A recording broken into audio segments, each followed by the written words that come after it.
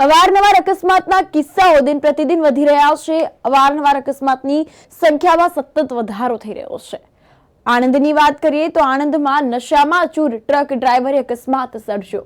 Anand national highway number 48 પર ચિખોદરા ચોકડી નજીક ટ્રક આઈસર વચ્ચે અકસ્માતની આ ઘટના સર્જાઈ। રોંગ સાઈડ આવી રહેલ ટ્રક ચાલકે સીએનજી આઈસર સાથે અકસ્માત સર્જ્યો।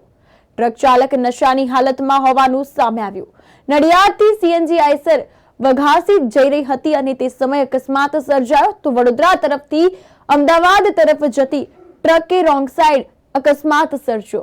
આ અંતર્ગત વાત કરીએ તો ચિખોદરા ચોકડી પાસેની આ ઘટના સામે આવી છે। अरे नॉर्मल पीता हूँ। अभी पिया था? नॉर्मल है। दारू पी के ड्राइविंग किया आपने?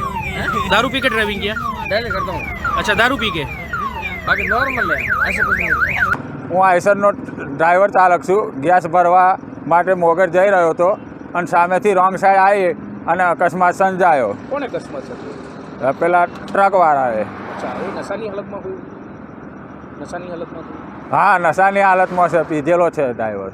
ओके, गैस लीकेज થવાની ઘટના હતી શું હતી? ગેસ લીકેજ થયો, જેટલા વાલ બંધ બધાય કર્યા અને ગેસ રોકાઈ દીધો છે। ત્યારે આઈસરને નુકસાન થયું? આઈસરને નુકસાન ખરું ને, બોટલો બધું વાલ બધા તૂટ્યા।